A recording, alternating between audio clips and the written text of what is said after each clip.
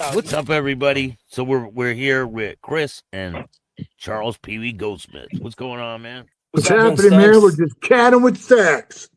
You already know. So you guys have a long history. Where did you guys first meet each other? I think we met each other in Sturgis, right, We bro? first met in Sturgis in 2001. I had a bike and I needed a tire, a Metzler ME880.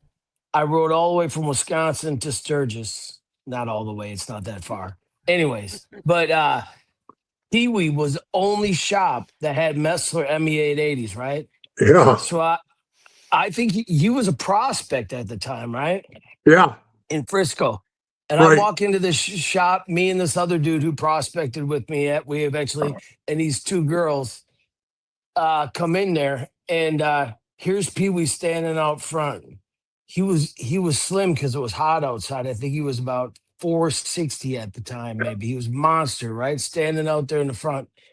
And I walked up to him, I said, "Hey, you got a tire, bro?" He said, "Yeah, I got a tire." And he hooked me up with a tire. And then I said, how do I become one of you guys? Right there, the first day you met him, you said that. Yeah. And you know what's wild about that is that's the way Chris did it to me. It's the same way I did it to Ralph in Minnesota. When I walked up to him, I never met a Hell's Angel before.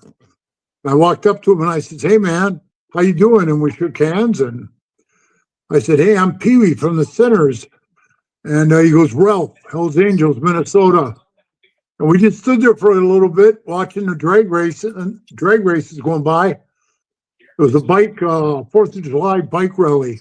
I just looked over at him. I says, "Hey, Ralph, what do I got to do to be you?" He goes, "Where do you live?" I said, "Wisconsin." He goes, "Move to where we are." So I had to break out laughing because I says to Chris, "Where are you from?" And he goes, "Madison, Wisconsin." And, that's my, I grew up in Wisconsin. That's where I'm from. I went to the University of Wisconsin. Did you tell him the same thing? Yeah, I just laughed. I was like, man, he laid the same rap on me that I did, What did you tell him? I told him, "Man, we make it happen, I said, "You got to wait till I get in first, Yeah, you're like, I'm not even in yet. Shit. Right. And I was going through all my shit, but me and Chris always stayed in contact, and it was just, what I did is I turned Chris onto the Rockford guys. Because what is Rockford, Chris? About 50 miles from you? Rockford from Madison, I don't know how many miles, but it's about a hour ride to the clubhouse, maybe like 50, 60, 70 miles, I don't know, through town. And what he said to me, he said I live in Wisconsin. He goes, "Well, you got to move to where you're at." I said, "I don't want to move." Told me to go to Rockford. He did. If the Hells Angels put a charter in Wisconsin, it'd be like the Hells Angels or the Outlaws putting a charter in California. So you don't think you don't think they'll ever have a charter in Wisconsin? No way. Not a chance. Why? Because that's straight outlaw country forever. Will be. They're pretty strong. They're pretty strong there. Yeah, but what about Chicago? Yeah. Chicago was always outlaw country, right? Milwaukee's different. Milwaukee's different, right, PeeWee? Yeah. Milwaukee and I'm not an outlaw, I don't know, but I do know that Milwaukee and Florida are a little bit different, like Milwaukee and Daytona. Yeah. Yeah, that's for sure. Just weird that it's like that, right? And I just don't think that, when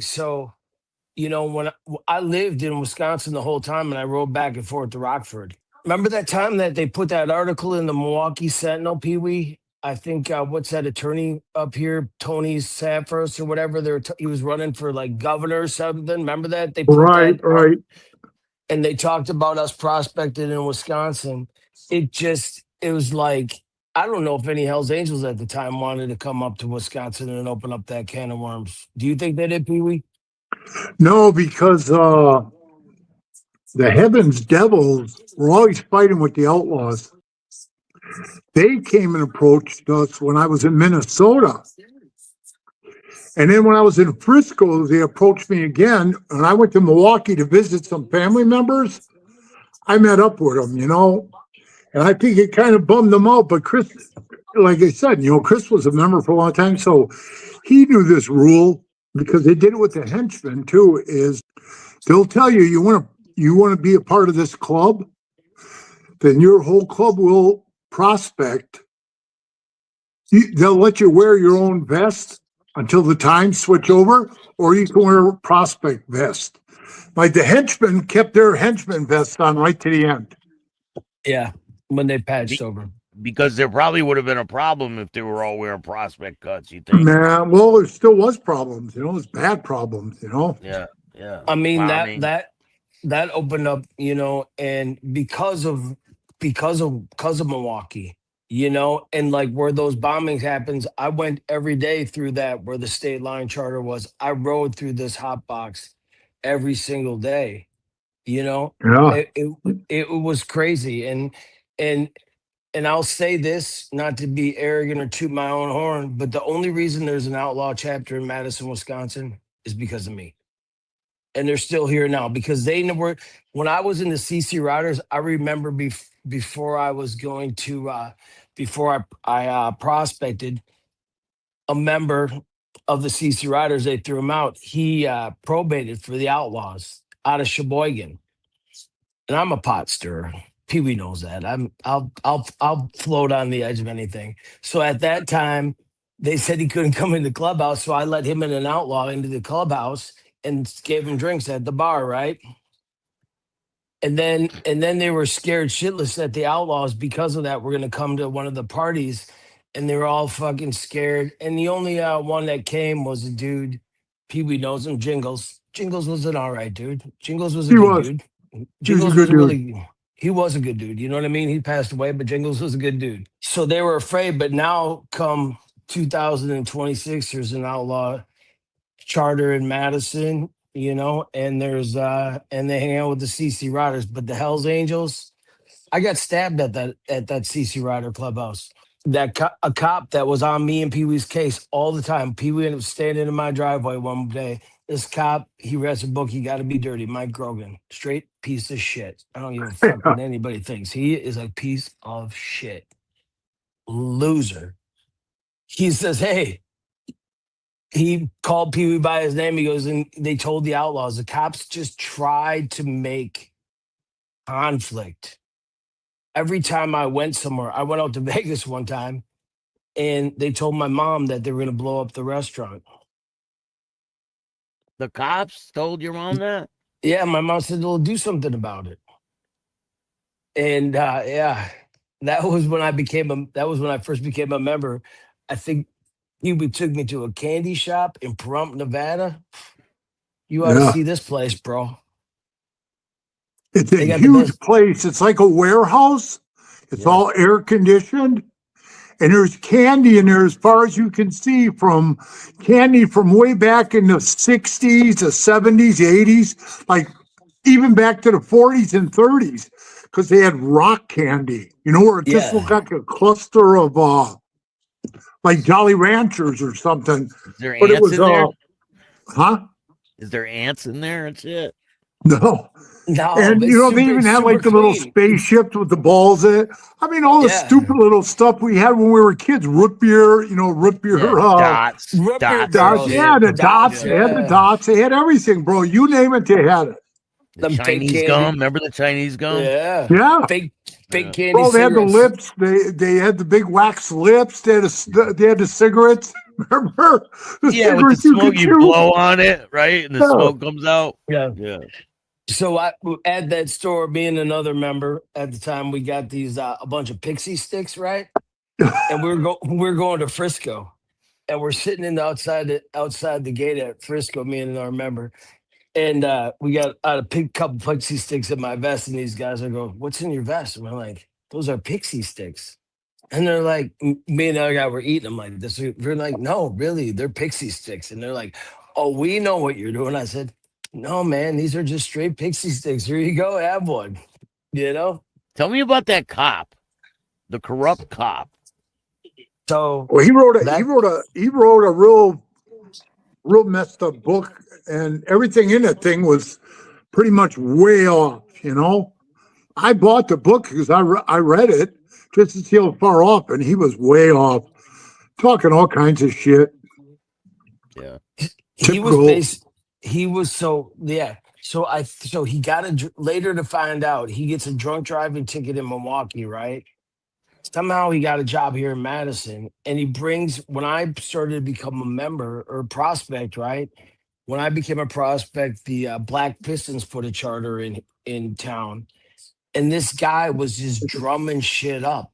You know, he was all on this gang stuff. He was trying to sell that the Hells Angels were coming to Wisconsin, and everybody needed to fucking bolt down the hatches, go into their bomb shelters. You know what I mean? It was just, and he ends up getting a drunk driving ticket in like halfway between Milwaukee and Wisconsin. He hits a tree, runs, and tries to break into somebody's house.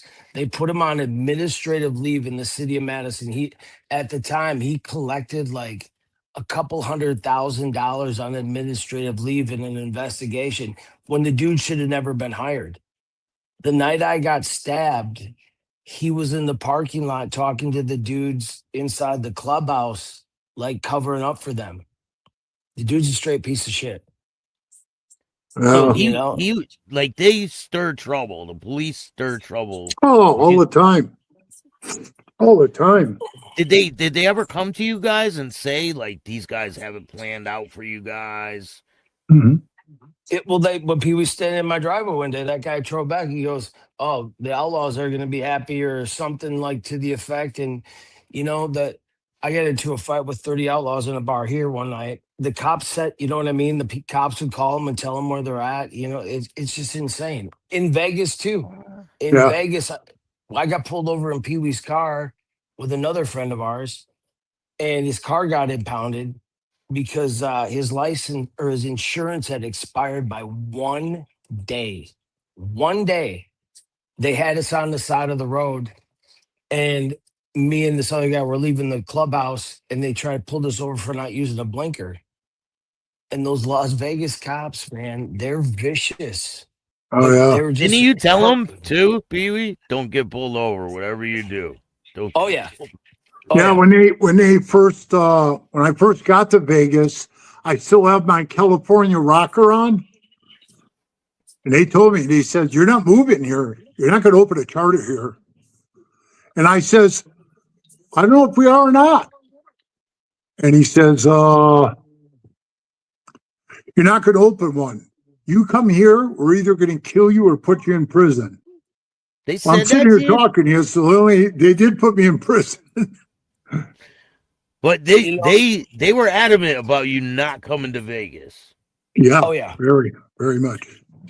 And Wow. I mean, in today, I got pulled over so many times when I was coming out to Vegas one time in a truck. Pee-wee's kid Brad is driving. He don't have a license. I got another member that's with us in the back seat. Us three were driving. I got an Escalade. We got a motorcycle in the back, and we got an engine. We got nothing on us. They pulled us over at the Utah border for tinted windows. We're on the long story short. Brad's driving. He don't got a license. The cop sends him packing, just walking down the side of the road. Don't care. They got me on the side of the road for 4.5 hours, fucking with me about a search, and I'm just like, you can get a warrant, but the dogs. I said, like, I've seen cops and dogs always sit on the back of the trailer, and then they go to they're like, oh, you're in trouble. They put me in cuffs, and the dude that was a Hell's Angel still in the back seat, and he's all paranoid because he had a child custody warrant out in the state of Pennsylvania, and they cuffed me and they're like, well, we're just going to look through your vehicle first. I said, well, ain't that the most fucked up way of getting around a search warrant I've ever seen in my life? Because they couldn't get a warrant. They couldn't get a warrant. Anyhow, they find this dude in the back, and the guy says to me, he goes, I know what you're doing. You're transporting a high-ranking Hell's Angel across the country who's wanted by the law. And I look at the cop. I said, I wasn't there when he fucked his wife, dude. I don't know what to tell you. You know, you wanted me to make it an accessory. And I mean, I said, you got us. You got it. You're right. You know what I mean? But for Green River, Utah, it was crazy.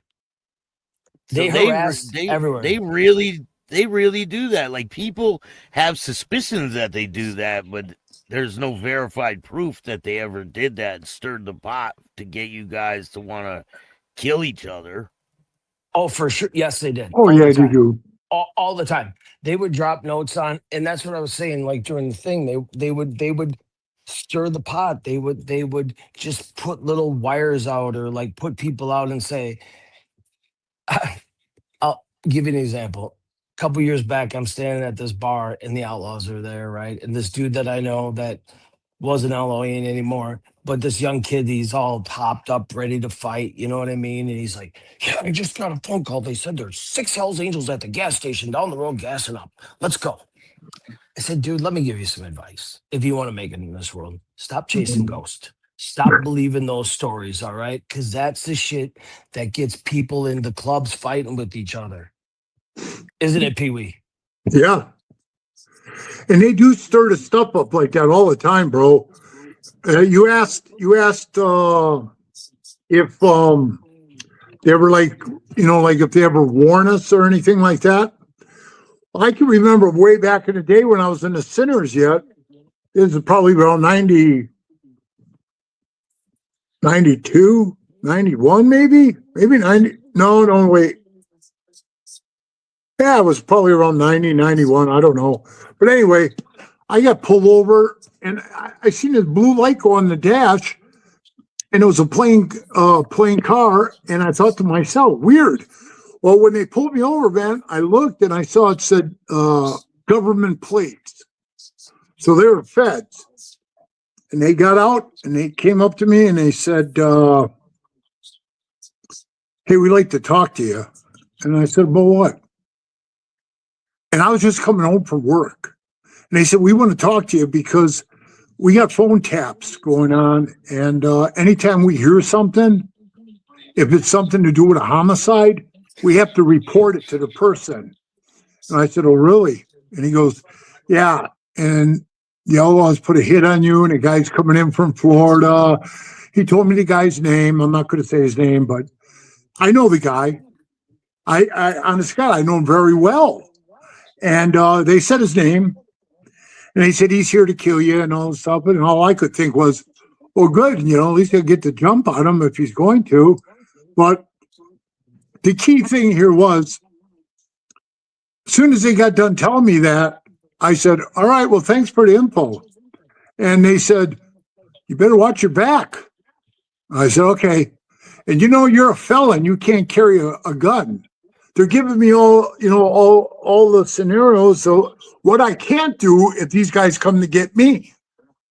So I said to him, I'll deal with it when I deal with it. And the cop says to me, why don't you just help us? Give us something juicy on these guys. We'll put them in jail, and then nothing happens to you and everything's good. I said, that all sounds pretty hunky-dory fine, you know? But I don't know nothing. And he says, what do you mean you don't know nothing? You're always down at their clubhouse hanging out with them and all this stuff. I said, I don't listen to their conversations, and I don't get involved in their stuff, and they don't get involved in mine. So I said, I can't help you. I can't give you nothing, you know, because I got nothing. And they said, well, maybe you'll be calling us back when it's trying to call us back when it's too late. Something like that. I said, yeah, whatever, fuck off. And I drove away. And the weirdest part about that, and I got to say this is the weirdest part. I took my kids and I went up to Wisconsin Dells. And I was up there at my cousin John's cabin, and we were up there for about a week.